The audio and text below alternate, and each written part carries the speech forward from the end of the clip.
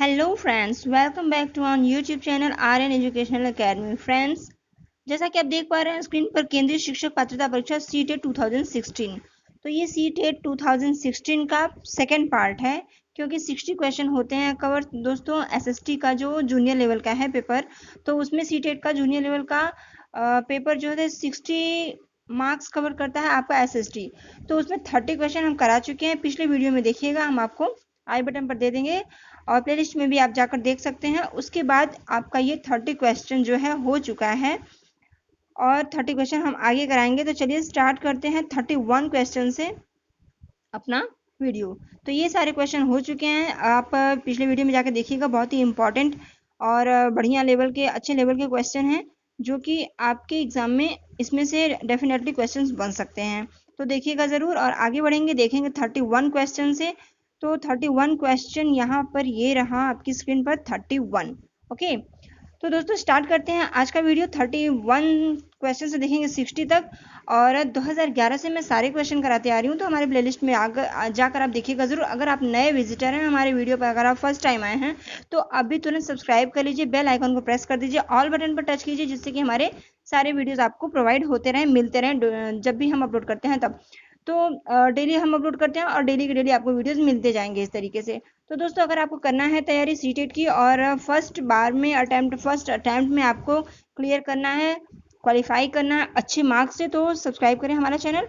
और primary level के लिए हमारे चैनल पर प्लेलिस्ट में आप जाएंगे तो साइकोलॉजी से और ईवीएस का, मैथ, पेडागोजी का, संस्कृत का, ये चारों सब्जेक्ट का कई सारे वीडियोस बन चुके हैं जो कि आप देख करके अपनी पकड़ को बेहतर बना सकते हैं। अंडरस्टैंडिंग लेवल्स के सारे क्वेश्चन जैसे कि सीटेट में बनते हैं, उस तरीके के सारे क्वेश्चन आपको बहुत ही फायदा होगा अगर आप वहां जाकर देखते हैं तो। और अब हम जो करा रहे हैं ये जूनियर लेवल का करा रहे हैं। प्राइमरी के काफी वीडियोस हो चुके हैं, उतना सफिशियंट है आपके लिए अगर आप अच्छे से देखते हैं सारे वीडियोस तो। और उसके साथ प्रैक्टिस सेट जरूर करना है। मैंने अपना वीडियो एक शेयर किया है कि किस तरीके से हमारी स्ट्रेटजी क्या होनी चाहिए। देखिएगा आप हमारा वो वीडियो कि हमारी स्ट्रेटजी क्या होनी चाहिए सीटेट की प्रिपरेशन के लिए, क्योंकि मैंने किया है दोस्तों। तो मैं अपना एक्सपीरियंस उसमें मैंने शेयर किया है किस तरीके से कर सकते हैं फर्स्ट अटेम्प्ट में। तो प्राइमरी लेवल का बहुत सारा हो चुका है, चलिए जूनियर का स्टार्ट करते हैं। आज 2016 का प्रीवियस ईयर पेपर है और इसका हम एनालिसिस करेंगे। पार्ट 2 चल रहा है 31 क्वेश्चन से। तो पहला क्वेश्चन यहाँ पर है, पटवारियों अर्थात लेखपालों के कार्य की देखभाल निम्नलिखित में से कौन करता है। अब 4 ऑप्शन है आपके सामने दोस्तों। संबंधित क्षेत्र के पुलिस स्टेशन का एसएचओ करता है, या फिर ग्राम पंचायत का सरपंच, या फिर तहसीलदार और जिलाधीश। तो दोस्तों देखिए, पटवारियों मतलब लेखपालों के कार्य की देखभाल। लेखपाल का कार्य क्या है ये नहीं पूछ रहा, बल्कि लेखपाल के कार्य की देखभाल इनमें से कौन करता है, तो तहसीलदार करता है दोस्तों। आपका सी ऑप्शन सही हो जाएगा, तहसीलदार करते हैं। देखिए, जमीन को नापना ये किसका काम है, जमीन को नापना, उसका रिकॉर्ड रखना, ये पटवारी मतलब लेखपाल का मुख्य कार्य होता है। अगर बात पूछे पटवारियों के बारे में, लेखपाल के बारे में, उनका कार्य क्या होता है, तो जमीन को नापना और उसका मुख्य कार्य होता है ये पटवारी का। और किसानों से भूमि कर भी इकट्ठा करते हैं और सरकार को उगने वाली फसलों के बारे में जानकारी देते हैं। पटवारियों के कार्य की देखभाल की बात करें तो वो उप जिलाधिकारी का होता है और उसके अधीन कौन होता है, तहसीलदार होते हैं। तो यहाँ पे आपका राइट आंसर हो जाएगा तहसीलदार। तहसीलदार के दफ्तर में जो कार्यालय जो उनका होता है उसमें जमीन से जुड़े मामले सुने जाते हैं। ठीक है, आपका इतना आपको मिला पहले क्वेश्चन से। आपका राइट आंसर हुआ सी ऑप्शन। आगे बढ़ेंगे, देखेंगे दूसरा क्वेश्चन। महापाषाणों के विषय में निम्नलिखित कथनों में से कौन सा कथन सही है महापाषाणों के विषय में। तो आपके यहाँ 4 ऑप्शन है और देखिएगा कौन सा सही है। महापाषाणों की बात हो रही है, ठीक है। इनका उपयोग दफन करने की जगहों को चिन्हित करने के लिए किया जाता था, या ये सभी भूमिगत और दृष्टि में से ओझल रूप में पाए गए थे, या ये पत्थर के औजार बनाने के लिए कच्चा माल उपलब्ध कराते थे। ये भारतीय महाद्वीप के उत्तर पश्चिम में संकेंद्रित थे। दोस्तों देखिए, महापाषाणी के विषय में कहा जा रहा है, तो ये महापाषाण है क्या, महापाषाणों के विषय में कहा जा रहा है। तो आपका देखिए पहला ही सही हो जाएगा कि ये जो है महापाषाणों का उपयोग देखिए दफन करने की जगह जो होती थी ना, उसको चिन्हित करने के लिए किया जाता था। महापाषाण का अर्थ क्या हुआ, महा मतलब बड़ा, बहुत बड़ा, पाषाण माने पत्थर। इसका हम संधिविच्छेद करेंगे, एक तरीके से इसको अलग करेंगे, डिवाइड करेंगे। तो महा मतलब बड़ा होता है और पाषाण मीन्स पत्थर होता है।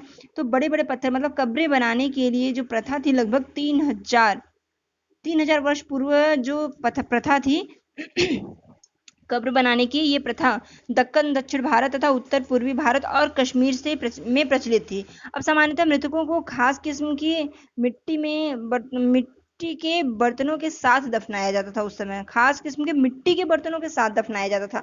नोट कीजिएगा कि मिट्टी के बर्तनों के साथ उनको दफनाया जाता था, तो साथ ही साथ इनके साथ लोहे के औजार, घोड़ों के कंकाल, पत्थर और सोने के गहने आदि भी प्राप्त हुए हैं। ये सारी चीजें भी रख करके उनको दफनाया जाता था। ये सारी चीजें मिली हैं मृतकों में जब भी खुदाई हुआ होगा। तो यहाँ पे आपका फर्स्ट ऑप्शन सही हो जाएगा दोस्तों। महापाषाणों के विषय में अगर कुछ कहा जाए तो क्या था उनका कार्य, कि वो दफन करने के लिए जगहों को चिन्हित करने के लिए किया जाता था।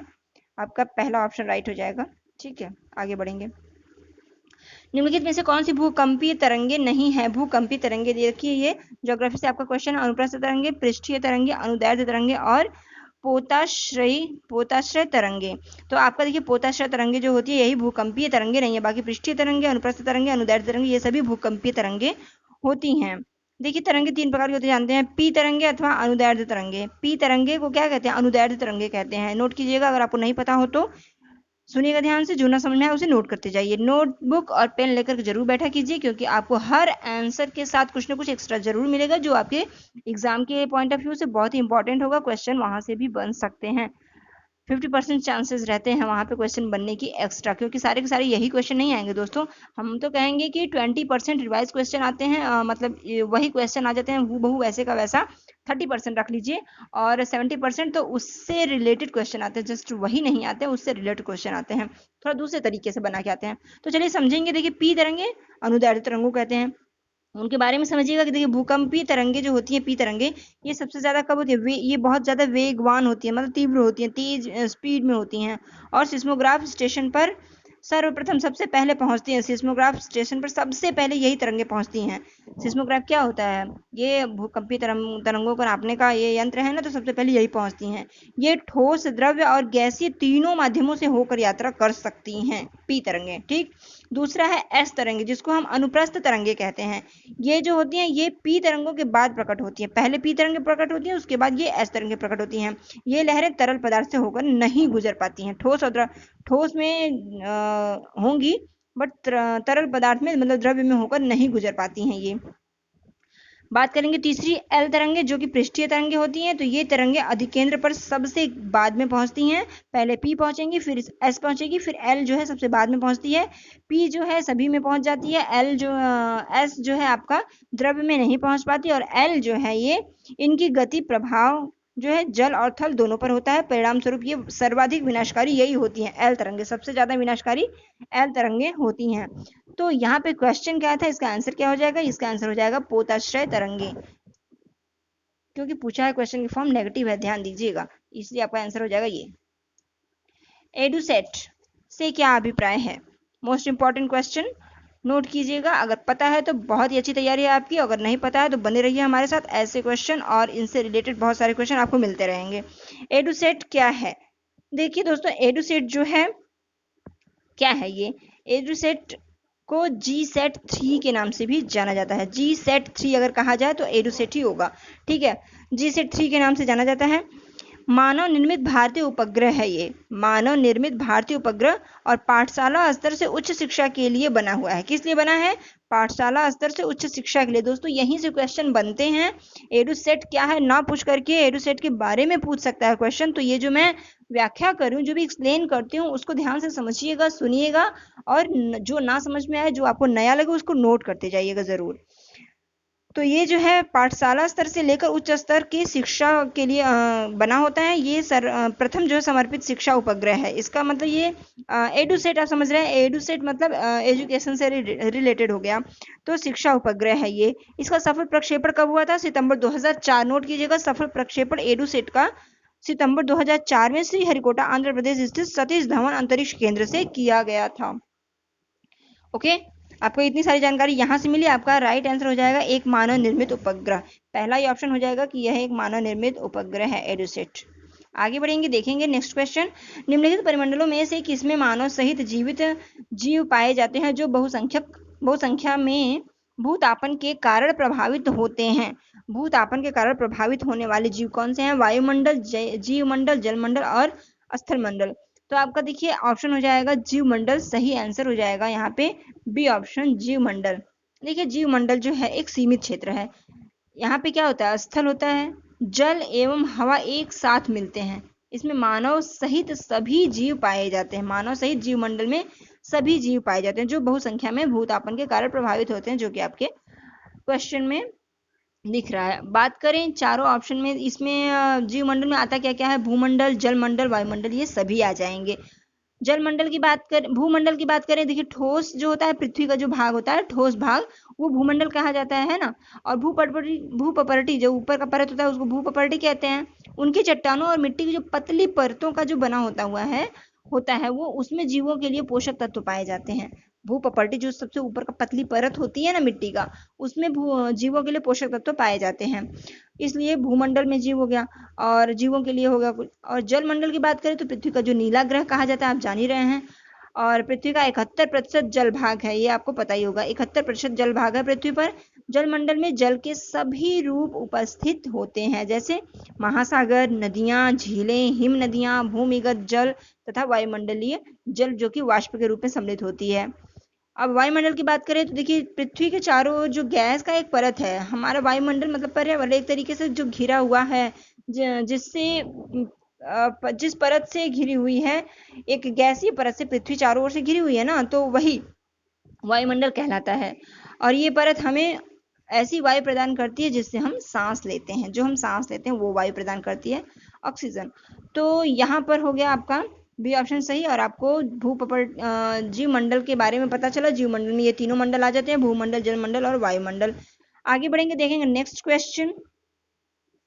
भारत का दक्कन पठार जो बेसाल्ट सैलों से बना है, निम्नलिखित में से सैलों की किस श्रेणी के अंतर्गत आता है? भारत का दक्कन पठार तो किस सैलों के अंतर्गत आएगा दोस्तों? देखिए बहिर्भेदी आग्नेय शैल जो होता है, द्रवित लावा पृथ्वी की सतह पर जब आता है तो तेजी से ठंडा होकर ठोस बन जाता है, और पपर्टी पर बने इस प्रकार के जो शैल हैं वो बहिर्भेदी आग्नेय शैल कहलाते हैं। तो आपका राइट आंसर सी ऑप्शन होगा, बहिर्भेदी आग्नेय शैल। और यहाँ पर संरचना की बात करें अगर इनकी, तो बहुत महीन दानों वाली होती है। दक्कन का पठार बेसाल्ट शैलों से निर्मित है। दक्कन का पठार बेसाल्ट शैलों से निर्मित है। आपके क्वेश्चन में जैसा कि दिखा रहा है, भारत का दक्कन भाग जो है बेसाल्ट शैलों से बना हुआ है। तो ये किसके अंतर्गत आती है? तो ये बहिर्भेदी आग्नेय शैलों के श्रेणी के अंतर्गत आता है। ठीक है, दक्कन का पठार। आई होप आप समझ पाए होंगे। आगे बढ़ेंगे, इसमें कुछ समझने जैसा नहीं है दोस्तों, ये कॉन्सेप्ट है, एक तरीके का कॉन्सेप्ट क्लियर होना चाहिए। तो आई होप आपको काफी कुछ मिला होगा यहाँ से नॉलेज। निम्नलिखित स्थल रूपों में से किसमें खनिज निक्षेपों की प्रचुरता पाई जाती है? खनिज निक्षेपों की प्रचुरता पाई जाती है। पठार, घाटी, मैदान और पर्वत। तो देखिए पठार होता है जो, उसमें खनिज निक्षेप पाए जाएंगे। क्यों? धात्विक खनिज, देखिए आग्नेय और कायांतरिक शैल समूहों, इसमें विशाल पठारों का निर्माण होता है। धात्विक खनिज होते हैं आग्नेय और कायांतरिक शैल, इनके समूहों से विशाल पठारों का निर्माण होता है। और ये इसमें पाए जाते हैं क्या? जैसे कि उत्तरी स्वीडन में लौह अयस्क, नोट कीजिएगा, उत्तरी स्वीडन में लौह अयस्क, और ओंटेरियो मतलब कनाडा, ओंटेरियो कनाडा में तांबा और निकेल के निक्षेप। दक्षिण अफ्रीका में लोहा, निकेल, क्रोमाइट और प्लेटिनियम।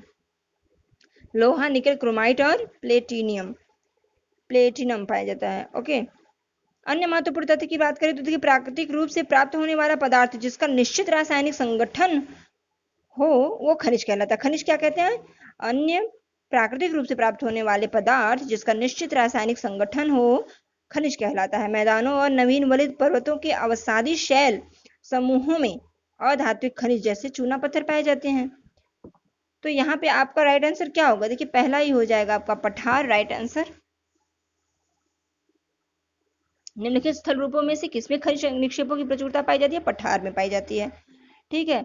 लोकतंत्र में चुनाव के संबंध में निम्नलिखित दो कथनों पर विचार कीजिए। दो कथन दिए गए हैं, उसके बाद आपका ऑप्शन होगा ABCD ऐसे करके। तो इन दो कथनों पर विचार करते हैं, पढ़ते हैं क्या है। निम्नलिखित लोकतंत्र में लोग अपने प्रतिनिधियों को चुनकर प्रत्यक्ष रूप से भाग लेते हैं और वे प्रतिनिधि पूरे देश के लिए कानून और नियम बनाते हैं। और जो दूसरा है उस पर नजर डालें तो देखिए सरकारें नियमित चुनाव द्वारा बदली जा सकती हैं। अब आपको बताना है कि कौन सा सही है। विकल्प ए क्या है? 1 और 2 दोनों सही है, या 1 2 दोनों गलत है, या फिर पहला सही दूसरा गलत, या फिर पहला गलत और दूसरा सही है। तो दोस्तों यहाँ पर देखिए पहला और दूसरा दोनों ही सही है। लोकतंत्र का मूलभूत विचार होता है, लोकतंत्र का मूलभूत विचार क्या होता है? लोग नियमों को बनाने में भागीदार बनकर खुद ही शासन करें। और लोकतंत्र का मतलब क्या हुआ? लोकतंत्र भागीदार बनकर खुद ही शासन करे, लोगों का तंत्र। और वर्तमान समय में लोकतांत्रिक सरकार को प्रायः प्रतिनिधित्व लोकतंत्र कहते हैं। प्रतिनिधित्व लोकतंत्र में सीधे सीधे भाग नहीं लेते हैं, बल्कि चुनाव प्रक्रिया के द्वारा अपने प्रतिनिधि चुनते हैं और ये प्रतिनिधि पूरे देश के लिए कानून और नियम बनाते हैं। प्रतिनिधित्व लोकतंत्र भारत में प्रत्येक 5 वर्ष में नियमित चुनाव होते हैं, जिसमें लोग दोबारा अपने प्रतिनिधि चुनते हैं तथा इस प्रकार सरकारें बदली जा सकती हैं। तो ये सब आपको पता ही है कि सरकारें कैसी बदली जाती हैं। 5 साल पर चुनाव होता है, लोगों के द्वारा चुना जाता है। यदि प्रत्याशी जो 5 साल तक रह चुका है पसंद नहीं है, तो जनता के द्वारा चुनाव के द्वारा फिर वो बदला जा सकता है और किसी को मत दिया जाएगा और कोई बनकर आएगा। तो यहाँ पर आपका ये पहला और दूसरा दोनों ही सही हो गया। विकल्प ए सही हो जाएगा आपका, ए और बी दोनों सही है। निम्नलिखित में से कौन सा मुगल चार बाग का एक स्थल नहीं है? मुगल चार बाग का एक स्थल नहीं है। क्वेश्चन की फॉर्म नेगेटिव, सो सर्कल कर लेंगे नो पर, सर्कल कर लेंगे नेगेटिव नहीं पर। तो नहीं है, क्या नहीं है? लाल महल बारी, कुव्वतुल इस्लाम मस्जिद, हुमायूं का मकबरा या शालीमार बाग का है। कह रहा है मुगल चार बाग का एक स्थल नहीं है। तो मुगल चार बाग का एक स्थल नहीं है। कौन सा नहीं है? यहाँ पे कुव्वतुल इस्लाम मस्जिद नहीं हो जाएगा, यहाँ पे बी ऑप्शन सही हो जाएगा आपका, क्योंकि नहीं पूछा गया है। अब देखिए हुमायूं के मकबरे का चार बाग, ये दिल्ली में है। कश्मीर में शालीमार बाग का सीढ़ीदार चार बाग, कश्मीर में शालीमार बाग ये भी आपका हो गया। बाग की बात की जा रही है। और लाल महल बारी, ये जो है लाल महल बारी, ये राजस्थान में चार बाग को तटीय बाग के रूप में अपनाया गया है। नोट कीजिएगा, ये जो लाल महल पहला है ये राजस्थान में है, चार बाग को तटीय बाग के रूप में अपनाया गया है, ठीक है। और शालीमार जो हो गया, ये शालीमार है आपका कश्मीर में, सीढ़ीदार बाग भी इसको कहा जाता है, ये कश्मीर में। और हुमायूं का मकबरा दिल्ली में आप जान रहे हैं। तो पूछा है क्वेश्चन के फॉर्म नेगेटिव की कौन सा नहीं है, तो आपका राइट आंसर हो गया ये मस्जिद, ठीक है, कुव्वतुल मस्जिद। आगे बढ़ेंगे। भारत में पंचायती राज प्रणाली के संबंध में निम्नलिखित में से कौन सा कथन सही है? मोस्ट इंपॉर्टेंट क्वेश्चन, कौन सा कथन सही है पूछा गया है। संवैधानिक दिशा निर्देशों के अंतर्गत देश के प्रत्येक राज्य में पंचायतों के संबंध में अपने कानून होते हैं। ग्राम सभा के सचिव का चुनाव उसके सदस्यों द्वारा किया जाता है। जिला परिषद पंचायती राज प्रणाली का द्वितीय स्तर है, या फिर ग्राम पंचायत की अवधि 4 वर्ष होती है। ये 4 ऑप्शन है, इसमें से बताना है आपको कौन सा सही है। तो दोस्तों पहला ही ऑप्शन आपका सही हो जाएगा, पंचायती राज व्यवस्था लोकतांत्रिक, पंचायती राज व्यवस्था आपका लोकतांत्रिक सरकार की पहली सीढ़ी है, ठीक। संवैधानिक दिशा निर्देशों के अंतर्गत देश के प्रत्येक राज्य पंचायतों में संबंध अपने कानून होते हैं। तो यहाँ पे आपका ये ऑप्शन क्या कह रहा है? संवैधानिक दिशा निर्देश अपने कानून होते हैं। पंचायती राज व्यवस्था देखिए लोकतांत्रिक सरकार की पहली सीढ़ी है। बताते हैं आपको कि इसमें देखिए राज व्यवस्था को 3 स्तरों में बांटा जाता है, समझिएगा 3 स्तरों में बांटा जाता है। प्रथम स्तर ग्राम पंचायत, द्वितीय स्तर विकास खंड क्षेत्र पंचायत या पंचायत समिति कहते हैं जिसको, और तृतीय स्तर हो जाता है जिला पंचायत, जिला परिषद जिसको कहते हैं, ठीक है। तो संविधान में दिए हुए निर्देशों के अकॉर्डिंग देश के प्रत्येक राज्य से पंचायत से जुड़े हुए कानून बनाए हैं। और पंचायत जो है इससे संबंधित कानून प्रत्येक राज्य में कुछ अलग अलग हो सकते हैं। ग्राम पंचायत का गठन 5 वर्ष के लिए होता है, 4 वर्ष के लिए नहीं होता है। तो आपका ये देखिए कौन कौन सा कट होते जा रहा है, 4 वर्ष के लिए नहीं होता है। ग्राम पंचायत का सचिव ग्राम सभा का भी सचिव होता है, ग्राम पंचायत का सचिव राज्यसभा का भी सचिव होता है। सचिव का चुनाव नहीं होता बल्कि उसकी सरकार द्वारा नियुक्ति की जाती है। यहाँ पे क्या है, ग्राम सभा के सचिव का चुनाव उसके सदस्यों द्वारा। तो देख रहे हैं दोस्तों कि यहाँ पर आपका ये भी गलत हो गया कि ग्राम पंचायत चुनाव उसके सदस्यों द्वारा नहीं होता है, बल्कि ये सदस्यों द्वारा नहीं होता है इसका, बल्कि नियुक्ति होती है सरकार द्वारा। और यहाँ पर आपका ये 4 वर्ष नहीं बल्कि 5 वर्ष की अवधि पर होती है, ठीक है। तो आपका पहला ही राइट आंसर हो जाएगा, संवैधानिक दिशा निर्देशों के अंतर्गत देश के प्रत्येक राज्य में पंचायतों के संबंध में अपने कानून होते हैं, ठीक है। जिला पंचायत परिषद राज प्रणाली द्वारा द्वितीय स्तर है, जिला पंचायत परिषद द्वितीय स्तर है। तो बताइए जिला पंचायत परिषद क्या द्वितीय स्तर है? द्वितीय स्तर तो विकास खंड है ना, क्षेत्र पंचायत, पंचायत समिति जिसको कहते हैं। तो जिला पंचायत जो होता है ये तृतीय स्तर है। तो ये भी आपका गलत हो गया। तो पंचायत के बारे में आपको ये तीनों स्तर के बारे में जानकारी होगी तो आप आसानी से कर ले जाओगे कि कौन सा सही होगा। तो आपके देखिए जो जो नहीं होते हैं वो गलत निकल गए और पहला आपका सही हो गया। चलिए आगे बढ़ेंगे, नेक्स्ट क्वेश्चन देखेंगे। निम्नलिखित व्यक्तियों में से किसकी कविताओं और विचारों को पंचवाड़ी और बीजक में संरक्षित किया गया है? रविदास, मीराबाई, कबीर, गुरु नानक। कुछ सिंपल क्वेश्चन भी आ जाते हैं दोस्तों। तो देखिए यहाँ पर आप इजिली कर पाएंगे। बात हुई बीजक की, तो बीजक आते ही हम कबीरदास पर जाएंगे। यहाँ पे आपका राइट आंसर कबीर हो गया। संभवतः देखिए 15वीं 16वीं सदी में हुए थे कबीर। और इनके विचारों में जानकारी इनकी साखी और पदों के विशाल संग्रह से मिलती है। साखी शब्द रामायणी है ना इनका, तो जिनके बारे में कहा जाता है कि इनकी रचना तो कबीर ने की थी, परंतु ये घुमंतु भजन गायकों द्वारा गाए जाते थे। इनमें से कुछ भजन गुरु ग्रंथ साहब में से, कुछ पंचवाड़ी और कुछ बीजक में संग्रहित और सुरक्षित हैं। ठीक है, तो आपका ये बी ऑप्शन, सी ऑप्शन हो गया राइट। आगे है, गढ़कटंगा के गोंड राज्य के संबंध में निम्नलिखित कथनों में से कौन सा कथन सही है? गढ़कटंगा के गोंड राज्य के संबंध में तो देखेंगे दोस्तों, इसमें कुछ ऑप्शंस हैं आपके, 4 ऑप्शन, जिसमें यह राज्य केवल नगरों से बना है, बिल्कुल नहीं होगा, यहाँ पे केवल लग गया, यह राज्य केवल नगरों से नहीं बना है। यह कमजोर बुंदेलों और मराठों के खिलाफ अधिक शक्तिशाली बना, जी नहीं, ये भी नहीं होगा आपका। अब हम बताएं आपको कि गढ़कटंगा के जो गोंड राज्य का संबंध है, ये सी ऑप्शन से है, क्योंकि ये समृद्ध राज्य था और जंगली हाथियों को पकड़कर और उसके दूसरे राज्यों में निर्यात करके धन कमाते थे ये लोग। जी हाँ, बिल्कुल, गढ़कटंगा के बारे में बताऊं आपको, ये सी ऑप्शन सही हो जाएगा। यहाँ पे देखिए, गढ़कटंगा जो है गोंड एक समृद्ध राज्य था, हाथियों को पकड़ने और उसको दूसरे राज्यों में इसका निर्यात करने का व्यापार था इनका, खासा इससे धन कमा देते थे ये लोग। और मुगलों ने गोंडा को हराया तो उन्हें बेशकीमती सिक्के और हाथी बहुतायत में प्राप्त हुआ था। जब मुगलों ने गोंडा को जब हराया था तो बहुत ही अधिक मात्रा में बेशकीमती सिक्के और हाथी मिले थे। गढ़कटंगा के पतन के बावजूद गोंड राज्य कुछ समय तक चलता रहा, लेकिन वे काफी कमजोर हो गए थे। जब उनका पतन हुआ तो काफी कमजोर हो गए थे। बाद में अधिक शक्तिशाली जो बुंदेलों और मराठों के खिलाफ संघर्ष में असफल रहे। ठीक है, तो यहाँ पे आपका सी ऑप्शन हो जाएगा राइट। अगला क्वेश्चन आपका, एलोरा की गुफा 15 का भित्ति चित्र, एलोरा की गुफा 15 का भित्ति चित्र जिसमें विष्णु को नरसिंह अर्थात पुरुष सिंह के रूप में दिखलाया गया है, किस काल की कृति है? गुप्त काल, गुर्जर प्रतिहार काल, राष्ट्रकूट काल और चालुक्य काल। देखिए, एलोरा की गुफा जो है ये, इसमें नरसिंह अर्थात पुरुष सिंह के रूप में दिखलाया गया है, जो ये राष्ट्रकूट काल की कृति है। तो ये आपको याद करने वाली चीज है, इसमें समझने की चीज नहीं है। सी ऑप्शन राइट हो जाएगा, राष्ट्रकूट काल की कृति है, जिसमें कि 15 नंबर की जो गुफा का 15वां भित्ति चित्र है, उसमें विष्णु का जो नरसिंह अवतार दिखाया गया है, जिसमें कि पुरुष और सिंह, नरसिंह पुरुष और सिंह के रूप में दिखलाया गया है। किस कला की कृति है ये? तो ये हो गया आपका सी ऑप्शन। निम्नलिखित में से वस्तु विनिमय पद्धति की सही विशेषता कौन सी है? वस्तु विनिमय पद्धति की सही विशेषता, यह धन का उपयोग किए बिना वस्तुओं को अदला बदली का व्यापार है, या यह वह व्यापार है जिसमें वस्तुओं की अदला बदली में धन का प्रयोग किया जाता है, या फिर यह वस्तुओं के लेन देन को आसान बनाती है, या फिर डी ऑप्शन हो जाएगा, यह खर्चीली और समय साध्य प्रक्रिया है। तो दोस्तों, यहाँ आपका पहला ऑप्शन सही होगा कि वस्तु विनिमय पद्धति जो है धन का उपयोग किए बिना वस्तुओं को अदला बदली का व्यापार है। आपका पहला ही ऑप्शन राइट हो जाएगा। आगे बढ़ेंगे, देखेंगे निम्नलिखित स्थलाकृतियों में से किसमें छत्रक शैल पाए जाते हैं? छत्रक शैल जो होता है, समुद्री गुफा, रेगिस्तान, डेल्टा, हिमनद, हिमोड़, ये 4 ऑप्शन है आपके। यहाँ पे छत्रक शैल की बात करें तो देखिए, छत्रक शैल जो हो जाता है आपका रेगिस्तान में पवन अपर्दन और निक्षेपण तथा प्रमुख कारक है इसका, छत्रक शैल का। तो बी ऑप्शन रेगिस्तान आपका सही हो जाएगा। और पवन का जो ऊपरी भाग होता है ना, अक्षेप, इसके निचले भाग को आसानी से काटती है। छत्रक शैल का देखिए, अगर हम शेप बताएं तो कुछ उसकी तरह, कुछ मशरूम के अकॉर्डिंग होता है, मशरूम की आकृति की होता है, कुछ इस तरीके से आपका बनते हुए आता है छत्रक शैल।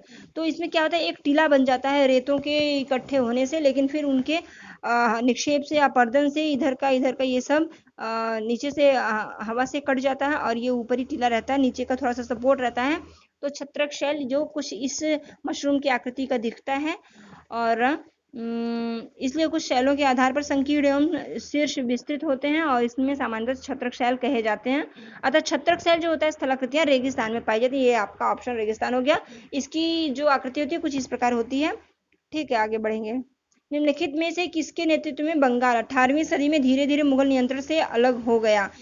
तो यहाँ आपके ऑप्शन है 4, अली वर्दी खान, नादिर शाह, मुर्शिद कुली खान और निजामुल उल्क असफ जाह। तो यहाँ पे आपका सी ऑप्शन सही हो जाएगा। मुर्शिद कुली खान के नेतृत्व में बंगाल धीरे धीरे मुर्शिद कुली खान के नेतृत्व में बंगाल धीरे धीरे मुगल नियंत्रण से अलग हो गया था। आगे बढ़ेंगे, देखेंगे दोस्तों नेक्स्ट क्वेश्चन, जो कि मिलान करना है। निम्नलिखित में से मिलान कीजिए और सही उत्तर का चयन कीजिए। देखिए दोस्तों, आपके ये जो 4 मंडल होते हैं, क्षोभ मंडल, समताप मंडल, मध्य मंडल, आयन मंडल और वाह्य मंडल, 5 मंडल होते हैं। इस मंडल में से आपका एक क्वेश्चन बनना है, किसी भी तरीके से आ जाए तो इसको आप पूरी तरीके से समझ लीजिए।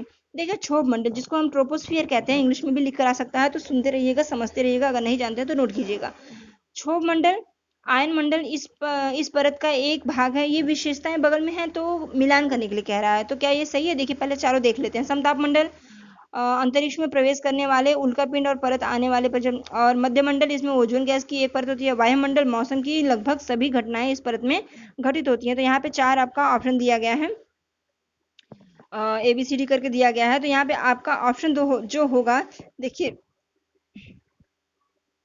पहले आपको मैं सभी मंडल के बारे में बता दूं। क्षोभ मंडल, जिसको कि ट्रोपोस्फियर कहते हैं, ये जो होता है वायुमंडल का सबसे नीचे का संस्तर होता है। इसकी ऊंचाई सतह से लगभग 13 किलोमीटर होती है। क्षोभ मंडल की मोटाई विश्ववृत्त पर सबसे अधिक होती है।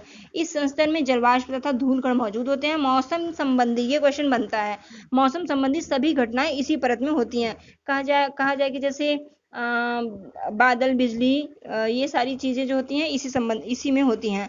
और समताप मंडल में आपका वायुयान उड़ाने वाली दशा होती है।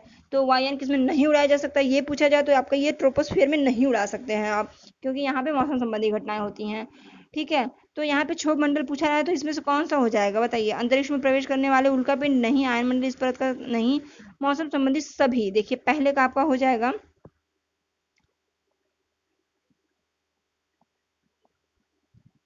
ठीक है, पहले का आपका इसका 4th हो जाएगा। मौसम संबंधी सभी घटनाएं, मौसम संबंधी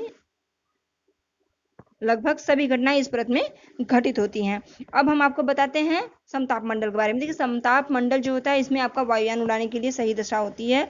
तो इसमें कर क्या सकते हैं? अंतरिक्ष में प्रवेश करने वाले उल्कापिंड नहीं, ओजोन गैस की एक परत, जी हाँ। तो देखिएगा क्या क्या है, क्षोभ सीमा से ऊपर 50 किमी की ऊंचाई, अगर ऊंचाई की बात पूछे तो 50 किमी की ऊंचाई तक समताप मंडल का विस्तार है। इस मंडल में महत्वपूर्ण विशेषता ओजोन परत की उपस्थिति। इस मंडल में निचले भाग में 20 किमी की ऊंचाई तक तापमान में कोई परिवर्तन नहीं होता, अतः इसे समताप मंडल मतलब स्ट्रेटोस्फियर, समताप मंडल मतलब स्ट्रेटोस्फियर कहा जाता है इसको।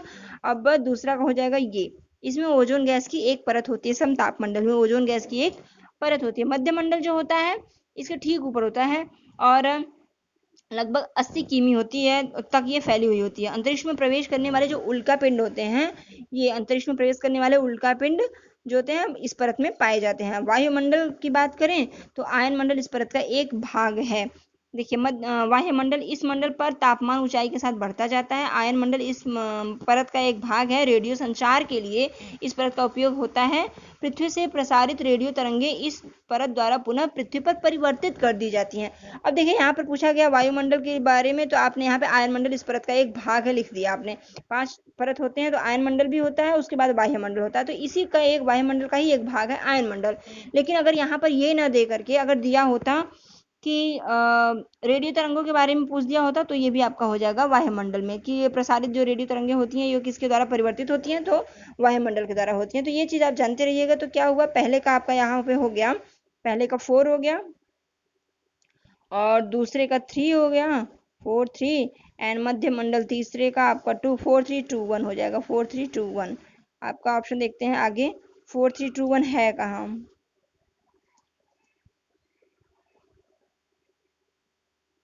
4 3 2 1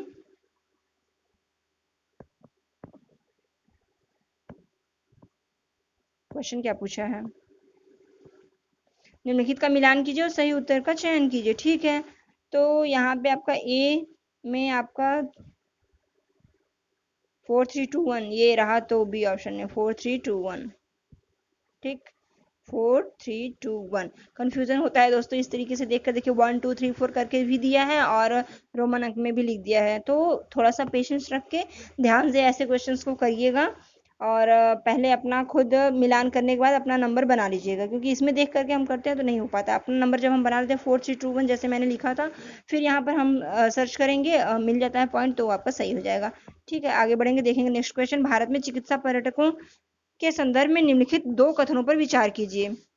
2 कथन दिया गया है चिकित्सा पर्यटकों पर, और क्या है आगे, सही विकल्प आपको चुनना है। तो देखिए, पहला है विदेशी पर्यटक हैं ये, जो भारत के उन अस्पतालों में अपना इलाज कराने के लिए विशेष रूप से आते हैं जहां उन्हें अपने देश की तुलना में कम मूल्य पर विश्व स्तरीय सुविधाएं प्राप्त हो जाती हैं।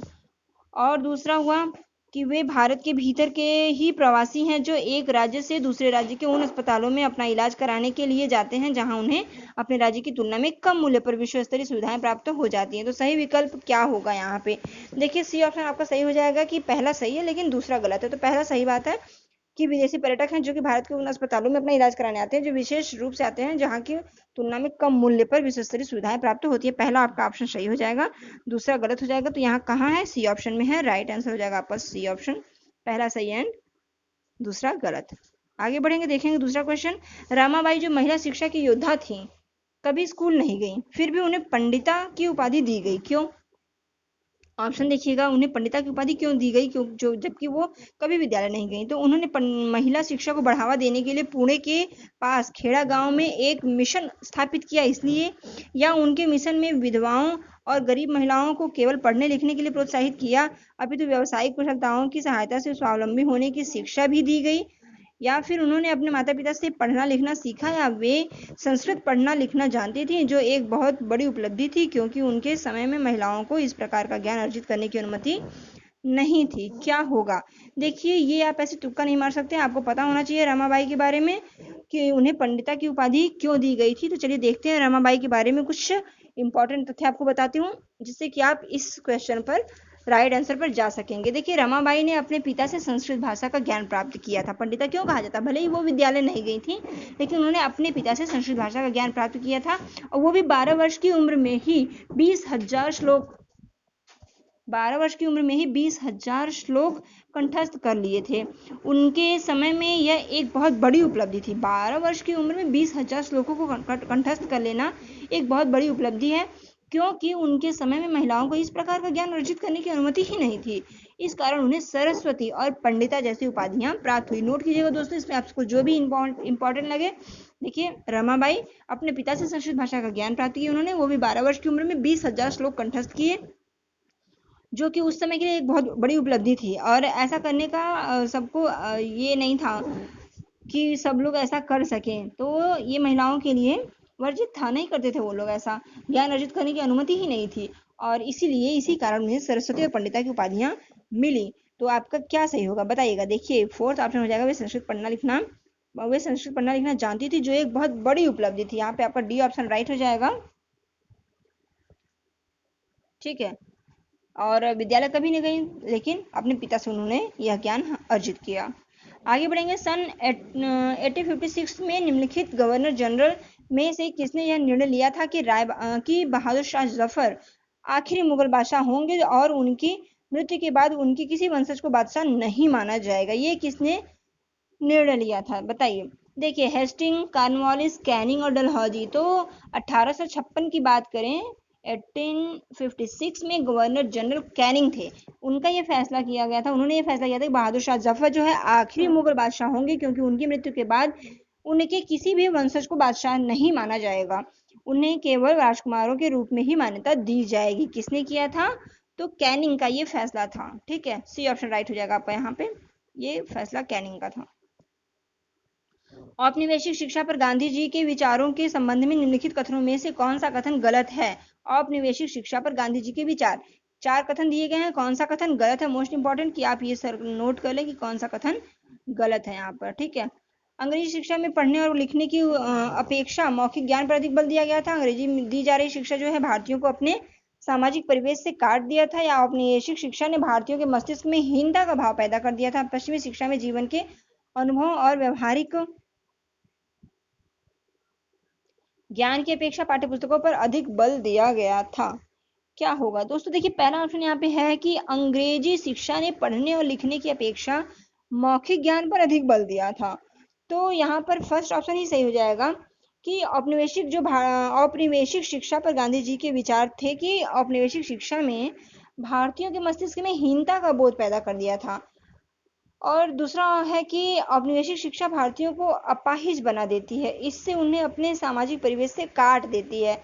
और औपनिवेशिक शिक्षा मौखिक ज्ञान की बजाय केवल लिखने पर केंद्रित है। उसमें पाठ्य पुस्तकों पर तो जोर दिया जाता था, लेकिन जीवन के अनुभव और व्यवहारिक ज्ञान की उपेक्षा की जाती थी। ठीक है, तो आपका यहाँ पे कौन सा गलत है? अंग्रेजी शिक्षा पढ़ने और लिखने की अपेक्षा मौखिक ज्ञान पर अधिक बल दिया जाता था, ये आपका गलत जाएगा, क्योंकि यहाँ पे दिया है कि पढ़ने लिखने की अपेक्षा मौखिक ज्ञान की बजाय, मौखिक ज्ञान नहीं दिया जाता बल्कि उनके बजाय केवल पढ़ने और लिखने पर केंद्रित है, उसमें पाठ्य पुस्तकों पर जोर दिया जाता था। ठीक है, तो ये आपका सही हो जाएगा। 1857 के विद्रोह के तत्काल बाद ब्रिटिश सरकार की प्रशासनिक नीतियों में आए परिवर्तनों के संदर्भ में निम्नलिखित दो कथनों पर विचार कीजिए। ब्रिटिश संसद ने 1858 में एक नया कानून पारित किया और ईस्ट इंडिया कंपनी के सभी अधिकार ब्रिटिश साम्राज्य के हाथों में सौंप दिए। और दूसरा यह तय किया गया कि सेना में भारतीय सिपाहियों का अनुपात बढ़ाया जाए तथा यूरोपियों सिपाहियों की संख्या को कम किया जाए। सही विकल्प इसमें से चुनना है आपको, क्या सही होगा? तो दोस्तों यहाँ पर आपका सही ऑप्शन हो जाएगा पहला, तो देखिए सही है और दूसरा सही नहीं है, क्योंकि यहाँ पे पहला देखिए ब्रिटिश संसद ने 1857 की जो क्रांति हुई तो 57 के बाद 58 में एक नया कानून पारित किया और ईस्ट इंडिया कंपनी के सभी अधिकार ब्रिटिश साम्राज्य के हाथों में सौंप दिए। आपका पहला सही है, दूसरा नहीं सही है। तो आपका ऑप्शन कहाँ होगा जो कि पहला सही दूसरा गलत? सी ऑप्शन है, पहला सही और दूसरा गलत। इस प्रकार आपका ये राइट आंसर हो जाएगा, पहला सही और दूसरा गलत। ठीक, आगे बढ़ेंगे। दक्षिण भारत में नमक सत्याग्रह के एक वयोवृद्ध राष्ट्रवादी नेता निम्नलिखित में से कौन थे? महात्मा गांधी, श्री राजगोपालाचारी, सरदार वल्लभ भाई पटेल और पोटी श्री रामल्लू। तो दोस्तों ये दोबारा क्वेश्चन आया है किसी और, मैंने कहा ना क्वेश्चन रिपीट हो जाते हैं। अगर आपने मेरे सारे वीडियोस देखे होंगे तो आप देखेंगे कहाँ से कैसे क्वेश्चन आ रहे हैं। तो ये क्वेश्चन एक वीडियो में और भी आ चुका है, तो ये आपका आंसर हो जाएगा पोटी श्री रामल्लू।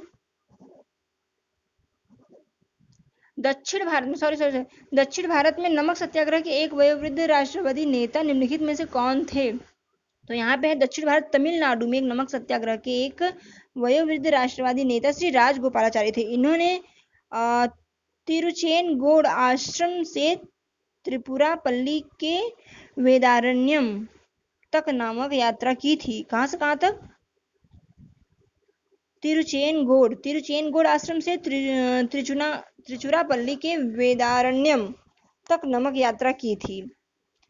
और महात्मा गांधी ने 12 मार्च 1930 को ऐतिहासिक नमक यात्रा की शुरुआत साबरमती आश्रम से की थी। 24 दिन बाद 5 अप्रैल 1930 को दांडी में सांकेतिक रूप से नमक कानून तोड़ा। यही से सविनय अवज्ञा आंदोलन की शुरुआत हुई। तो यहाँ पे आपका बी ऑप्शन सही होगा दोस्तों, सी राजगोपालाचारी। यहाँ पे बी ऑप्शन सही हो जाएगा, सी राजगोपालाचारी। वो क्वेश्चन कुछ अलग था जिसमें पोटी श्री रामल्लू थे, वो क्वेश्चन कुछ अलग था, शायद वो आंध्र प्रदेश से रिलेटेड था। ज्योतिराव फूले ने अपनी पुस्तक गुलामगिरी को निम्नलिखित में से किन्हें समर्पित किया? ज्योतिराव फूले ने अपनी पुस्तक गुलामगिरी को समर्पित किया। किसे समर्पित किया? उन महिलाओं को जिन्होंने ब्रिटेन में नारी मताधिकार आंदोलन में भाग लिया, या उन भारतीय सैनिकों को जो द्वितीय विश्व युद्ध में मारे गए, या उन भारतीयों को जिन्होंने भारतीय स्वाधीनता संग्राम में भाग लिया, या फिर उन अमरीकियों को जिन्होंने गुलामों को मुक्ति दिलाने के लिए अमरीकी गृह युद्ध में भाग लिया था। ज्योतिराव फूले, सत्य शोधक समाज की स्थापना, ज्योतिराव फूले। और यहाँ पर हम देखिए गुलामगिरी जो वर्ष 1873 में फूले ने गुलामगिरी नामक किताब लिखी थी, ये इनके द्वारा लिखी हुई किताब है। और इसमें लगभग 10 वर्ष पूर्व अमेरिकी गृह युद्ध जो हो चुका था, इसके फलस्वरूप अमेरिकियों के दास प्रथा खत्म कर दी गई थी अमेरिका की। और फूले ने अपनी पुस्तक उन सभी अमेरिकाओं को समर्पित की जिन्होंने गुलामों को मुक्ति दिलाने के लिए संघर्ष किया, गुलामी को मुक्ति दिलाने के लिए संघर्ष किया। डी ऑप्शन सही हो जाएगा आपका। और इस तरह उन्होंने भारत की निम्न जातियों और अमेरिका के काले गुलामों की दुर्दशा को एक दूसरे से जोड़ दिया। फूले ने भेदभाव खत्म करने के लिए, अछूतों के उद्धार के लिए सत्य शोधक समाज नामक संगठन की स्थापना की, जैसा कि मैंने पहले ही बताया। ज्योतिराव फूले की बात आती है तो गुलामगिरी उनकी पुस्तक और सत्य शोधक समाज की स्थापना, ये याद रखें। एक पॉइंट यहाँ पे और भी मिल गया कि अमेरिका के लोगों को उन्होंने मुक्ति दिलाया और यहाँ पे जो भेदभाव है काले गोरे का, इसको भी इन्होंने समाप्त किया। तो ये हो गया ज्योतिराव फुले के बारे में कुछ जानकारियां। आगे बढ़ेंगे, आपका डी ऑप्शन राइट हो गया। भारत में उच्च न्यायालय के संबंध में दिए गए 2 कथनों पर विचार कीजिए। दोस्तों 5 क्वेश्चन और हैं, 30 क्वेश्चन हम लोग देख रहे हैं, तो थोड़ा सा समय तो जरूर लग रहा होगा क्योंकि मैं चारों ऑप्शन को पढ़ रही हूँ, साथ ही साथ क्वेश्चन का जो आंसर है उसके साथ जो भी रिलेटेड जानकारी है वो सारा मैं आपको बता रही हूँ। तो उससे आपको नॉलेज मिल रहा है, समय मिल रहा लग रहा है, तो नो मैटर दोस्तों, समय तो लगेगा ना, पढ़ेंगे तो। ये तो जो है नहीं कि चुटकी बजाते ही याद हो जाए और यार रट्टा मार ले हम, वो सब कुछ नहीं चलेगा क्योंकि वो क्वेश्चन नहीं आएंगे। आंसर में आपको जो कुछ मिल रहा है आप नोट करते जाइए, वहीं से क्वेश्चन बनेंगे। तो चलिए, उच्च न्यायालय राज्य सरकारों के अंतर्गत आते हैं और उनकी ओर से ही कार्य करते हैं, या उच्च न्यायालयों के सभी न्यायाधीशों की नियुक्ति राज्य के मुख्यमंत्री के साथ विचार विमर्श करने के बाद की जाती है। और इन दोनों में से आपको देखना है कि दिए गए 2 कथनों पर विचार करना है, बताना है दोनों सही है दोनों गलत है, या फिर पहला दूसरा क्या है, पहला सही दूसरा गलत, या पहला गलत और दूसरा सही। तो चलिए देखते हैं कि पहला क्या है। उच्च न्यायालय हाँ, यहाँ पे है उच्च न्यायालय राज्य सरकारों के अंतर्गत आते हैं और उनकी ओर से ही कार्य करते हैं। देखिए आपको बताएं कि पहला और दूसरा दोनों ही गलत है। क्यों? क्योंकि अनुच्छेद 217 जो उच्च न्यायालय के न्यायाधीशों की नियुक्ति के संबंध में प्रावधान करता है, वो उच्च न्यायालय के न्यायाधीशों की नियुक्ति राष्ट्रपति द्वारा की जाती है उसमें। तो नोट कीजिएगा, उच्च न्यायालय के न्यायाधीशों की नियुक्ति के संबंध में किस अनुच्छेद में बात की गई है? 217 में बात की गई है। और उच्च न्यायालय के न्यायाधीशों की नियुक्ति राष्ट्रपति द्वारा की जाती है। मुख्य न्यायाधीश की नियुक्ति राष्ट्रपति द्वारा भारत के मुख्य न्यायाधीश और संबंधी जो राज्य के राज्यपाल से परामर्श के बाद की जाती है। मुख्य न्यायाधीश और राज्य के राज्यपाल से परामर्श के बाद की जाती है। अन्य न्यायाधीशों की नियुक्ति के संबंध में जो उच्च न्यायालय के मुख्य न्यायाधीश होते हैं उनसे परामर्श किया जाता है। 2 या 2 से अधिक राज्यों के जो साझा उच्च न्यायालय में नियुक्ति में जो राष्ट्रपति संबंधी जो राज्यों के राज्यपाल से भी परामर्श किया जाता है।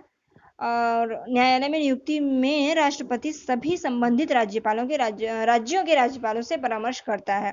ठीक है, अब क्वेश्चन बन सकता है आपका, तो नोट कर लीजिएगा कि वर्तमान में भारत में कुल कितने उच्च न्यायालय हैं? 25 उच्च न्यायालय हैं, ये है। इस समय करंट में जो होगा उसको आप थोड़ा सा देख लीजिएगा। फिलहाल अभी इस समय भारत में 2016 के अकॉर्डिंग 25 उच्च न्यायालय हैं। ठीक है, आगे बढ़ेंगे।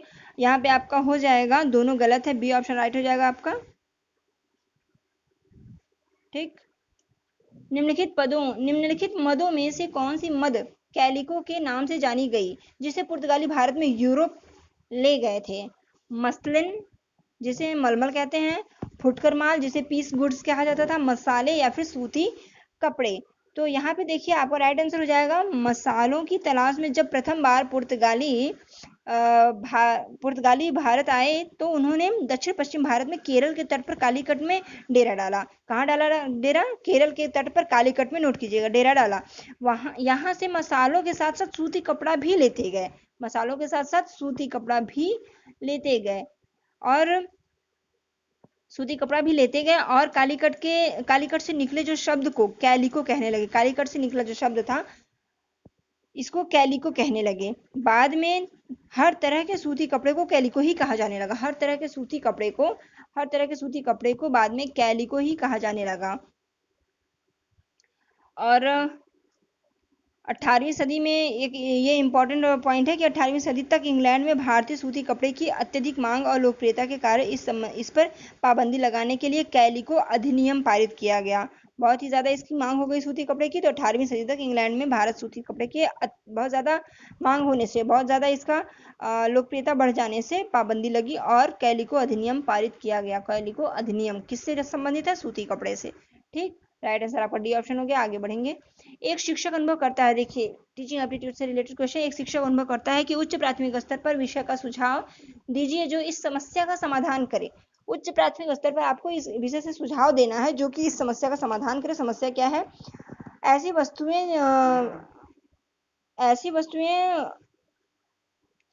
विषय वस्तुएं विकसित करें जो विषय सीमाओं को पार करके कई प्रत्ययों को सिखा सके। क्रियाकलाप छोड़ दे क्योंकि उनका परीक्षण नहीं होता। एंड सी है कि प्रत्येक अध्याय से महत्वपूर्ण क्षेत्रों की पहचान कर इन पर नोट्स लिखाएं। और डी ऑप्शन हो जाएगा सारे कार्यक्रम को जल्दी जल्दी पढ़ा दें। देखिए क्या हो सकता है, सारे कार्यक्रम को जल्दी जल्दी पढ़ा दें, ये कभी हो सकता है? बताइए। या फिर प्रत्येक अध्याय से महत्वपूर्ण छात्रों की पहचान कर इन पर नोट्स लिखाएं। महत्वपूर्ण छात्रों की पहचान कर इन पर नोट्स लिखाएं। टीचिंग एप्टीट्यूड में करना क्या है दोस्तों, समझना होता है कि प्रत्येक अध्याय से महत्वपूर्ण क्षेत्रों की पहचान कर इन पर नोट्स लिखवाएं। ऐसी विषय वस्तुएं विकसित करें जो विषय सीमाओं को पार करके कई प्रत्ययों को सिखा सकें। क्रियाकलाप छोड़ दें क्योंकि उनका परीक्षण नहीं होता। ऐसा क्यों क्रियाकलाप छोड़ दें क्योंकि उनका परीक्षण नहीं होता, ये होगा नहीं। देखिए क्वेश्चन क्या है कि एक शिक्षक जो है अनुभव करता है कि उच्च प्राथमिक स्तर पर विषय का सुझाव दें कि समस्या का समाधान करें, जो सुझाव दें जो इस समस्या का समाधान करें। तो प्रत्येक अध्याय से महत्वपूर्ण क्षेत्रों की पहचान, प्रत्येक अध्याय से महत्वपूर्ण क्षेत्रों की पहचान जब देखिए एक अनुभव होता है। एक शिक्षक जब यह अनुभव करता है कि एक तो जूनियर लेवल की बात हो रही है, इस स्तर पर विषय का जो भार होता है वो बहुत है, विषय का भार बहुत होता है, तो वह प्रत्येक अध्याय से सारा कुछ करने से बेहतर है कि महत्वपूर्ण क्षेत्रों की पहचान करके इस पर नोट्स लिखवाए। ये चीज, समस्या अगर कोई प्रॉब्लम है तो उसका समाधान ये हो सकता है छोड़ने के बजाय क्रियाकलाप को छोड़ दें और ऐसी विषय वस्तुएं विकसित करें जो कि विषय सीमाओं को पार करके कई प्रत्ययों को सिखा सकें। और सारे पाठ्यक्रम को जल्दी जल्दी पढ़ा दे। जल्दी जल्दी पढ़ाने से क्या बच्चों को आएगा, जल्दी जल्दी पढ़ाने से और इन सबसे बेहतर आपके लिए होगा सी ऑप्शन के प्रत्येक अध्याय से सभी अध्याय को टच करना है और उनसे महत्वपूर्ण जो क्षेत्र की जानकारी है, जो पहचान है, उन पर नोट्स लिखवा दें। तो ये कुछ भी छूटेगा नहीं, इंपॉर्टेंस पॉइंट निकल कर आ जाएंगे और सभी लेसन टच होंगे। ठीक है, तो आपका सी ऑप्शन राइट हो जाएगा। अधिक गहराई में स्थित खनिज निक्षेपों तक पहुंचने के लिए गहरे छिद्र बनाए जाते हैं। इस प्रकार के खनन को क्या कहा जाता है? इस प्रकार के खनन को क्या कहा जाता है? प्रवेधन, उत्खनन, विस्तृत खनन या कूपकी खनन। तो इस प्रकार के खनन को दोस्तों कूपकी खनन कहा जाता है। आपका राइट आंसर हो जाएगा। कूपकी खनन होता क्या है? देखिए पृथ्वी के अंदर जो दबी शैल और खनिज जो बाहर निकालने की प्रक्रिया होती है, खनन कहलाती है। तो खनन कितने प्रकार के होते हैं? देखिए 3 प्रकार के होते हैं, विवृत खनन, कूपकी खनन और प्रवेधन। ये तीनों प्रकार का खनन होता है जो कि इसमें है। ये तीनों प्रकार के खनन होते हैं, विवृत खनन, प्रवेधन और उत्खनन जो होता है, अरे कूपकी खनन जो होता है ये। तो यहाँ पे क्या कह रहा है? विवृत खनन के बारे में समझिएगा कि वो खनिज जो कम गहराई में स्थित हो, पृष्ठीय स्तर को हटा करके ही पा जाए, वो विवृत खनन हो जाता है। कूपकी खनन होता है जो गहन वेधन, जिन्हें बहुत ही गहराई से कूपक कहलाते हैं, मतलब कूप एक तरीके से कुआं समझ लीजिए, अधिक गहराई में स्थित निक्षेपों तक पहुंचने के लिए बनाए जाते हैं, उसे कूपकी खनन कहते हैं। तो आपका आंसर तो यही निकल गया ना, अधिक गहराई में। आपका राइट आंसर हो गया ये। और प्रवेधन क्या होता है समझ लीजिएगा। देखिए पेट्रोलियम और प्राकृतिक गैस धरातल के बहुत नीचे पाए जाते हैं, उन्हें बाहर निकालने के लिए गहन कूपों की खुदाई की जाती है, इसे प्रवेधन कहते हैं। तो सबसे ऊपरी स्तर पे तो आपका मिल गया ये विवृत खनन हो गया, फिर उसके बाद कूपकी खनन होता है, और सबसे बहुत ज्यादा गहराई जहां से कि आपके प्राकृतिक गैस वगैरह निकलते हैं वो प्रवेधन कहलाता है। ठीक है, तो आपका राइट आंसर क्या होगा? यहाँ पे मैं सावरा बता दी हूँ तो कंफ्यूजन हो सकता है, यहाँ पे हो जाएगा आपका कूपकी खनन, कूपकी खनन। ठीक है, आगे बढ़ेंगे, नेक्स्ट क्वेश्चन देखेंगे। 59, लद्दाख में पाया जाने वाला यूरेनियम एक उदाहरण है भंडार संसाधन का, निक्षेपण संसाधन का, वास्तविक संसाधन का या संभाव्य संसाधन का? तो यहाँ पे देखिए ऑप्शन हो जाएगा आपका संभाव्य संसाधन का, क्योंकि संभाव्य संसाधन जिनकी महत्वपूर्ण मात्रा ज्ञात नहीं हो सकती और इस समय इनका प्रयोग नहीं किया जा रहा है, इन संसाधनों के का उपयोग जो है भविष्य में किया जा सकता है। इस समय जो हमारा प्रौद्योगिकी का स्तर है वो संभवतः इन संसाधनों को आसानी से प्रयोग करने के लिए पर्याप्त रूप से उन्नत नहीं है। लद्दाख में पाया गया यूरेनियम संभाव्य संसाधन का एक उदाहरण है। लद्दाख में पाया गया यूरेनियम, लद्दाख में पाया गया ये यूरेनियम जो है एक संभाव्य संसाधन का, भविष्य में इसका यूज हो जाने की संभावना है, संभाव्य संसाधन का उदाहरण है। Right answer D option.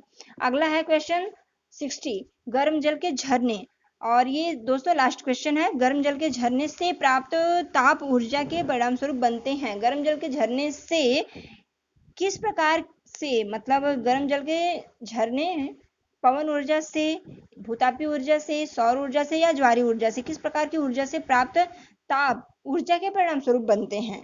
तो यहाँ पे देखिए दोस्तों हो जाएगा आपका भूतापी ऊर्जा। भूतापी ऊर्जा आपका राइट आंसर हो जाएगा। समझिएगा भूतापी ऊर्जा के बारे में कि ताप जो ऊर्जा जो पृथ्वी से प्राप्त होती है, भूतापी, भूतापी का मतलब भू पृथ्वी और तापी ऊर्जा, तो जो पृथ्वी से प्राप्त होती है भूतापीय ऊर्जा कहलाती है। अब पृथ्वी के अंदर गहराई बढ़ने के साथ साथ तापमान में जो लगातार वृद्धि होती जाती है, कभी कभी ये तापमान भू सतह पर गर्म जल के झरनों के रूप में प्रकट हो जाती है। ये ताप ऊर्जा शक्ति उत्पादन करने में प्रयुक्त की जाती है। देखिए यूएसए में अगर बात करें, यूएसए में विश्व का सबसे बड़ा भूतापीय ऊर्जा संयंत्र स्थापित है। भारत में भूतापीय ऊर्जा के संयंत्र अगर कहें तो हिमाचल प्रदेश, नोट कीजिएगा, भारत में भूतापीय ऊर्जा के संयंत्र है हिमाचल प्रदेश में मणिकर्ण और लद्दाख में पूगा घाटी। हिमाचल प्रदेश में मणिकर्ण, नोट कीजिएगा दोस्तों, मोस्ट इंपॉर्टेंट क्वेश्चन है और ये पॉइंट भी मोस्ट इंपॉर्टेंट है, लास्ट क्वेश्चन। हिमाचल प्रदेश में मणिकर्ण और लद्दाख में पूगा घाटी स्थित है, भूतापीय ऊर्जा का ये संयंत्र स्थापित है। यूएसए में भी विश्व का सबसे बड़ा अगर कहा जाए विश्व में, तो यूएसए में विश्व का सबसे बड़ा भूतापीय ऊर्जा संयंत्र स्थापित है। तो यहाँ पे आपके कितने क्वेश्चन बन गए, 60 क्वेश्चन में देखिए सभी क्वेश्चन से आपको 2 से 3 पॉइंट एक्स्ट्रा मिले हैं। तो नोट करते हैं जो चीज, उसको आप रिवाइज भी किया कीजिए दोस्तों वीडियो के बाद, क्योंकि नोट की हुई चीजों से भी क्वेश्चन बन सकते हैं, इसलिए मैं सारा कुछ बताती जाती हूँ। तो यहाँ पर दोस्तों 60 क्वेश्चन हो गए आपके पूरे। 2016 का जो आपका फरवरी और सितंबर का था, ये दोनों पूरा हुआ। अब हम 2017 का पेपर लेके आएंगे अगले वीडियो में। दोस्तों कैसा लग रहा है हमारा प्रयास, बताइएगा जरूर। अगर आपको पसंद आ रहा है तो प्लीज लाइक कीजिए, सब्सक्राइब करना ना भूलें, सब्सक्राइब करें और अपने दोस्तों तक शेयर कर दें, ज्यादा से ज्यादा मात्रा में शेयर करें। और दोस्तों अगले वीडियो में मिलेंगे 2017 के साथ, 17 करेंगे, 18 करेंगे, 19 करेंगे, सारे वीडियोस को हम पूरा कराएंगे। उसके बाद मोस्ट इंपॉर्टेंट बने रहिएगा हमारे साथ दोस्तों, एनसीईआरटी के कुछ क्वेश्चंस, ये सारा उसी से रिलेटेड है, लेकिन कुछ छूट रहा है क्योंकि सारे के सारे प्रीवियस पेपर में नहीं आते हैं, तो कुछ ऐसे इंपॉर्टेंट क्वेश्चन होंगे जो कि मैं एनसीईआरटी के क्वेश्चन चूज करके आपको लास्ट टाइम में करा दूंगी। तो दोस्तों हमारे साथ बने रहिएगा और सब्सक्राइब कर लीजिएगा हमारा चैनल। चलिए आगे अगले वीडियो में फिर मिलेंगे, तब तक के लिए धन्यवाद, नमस्कार।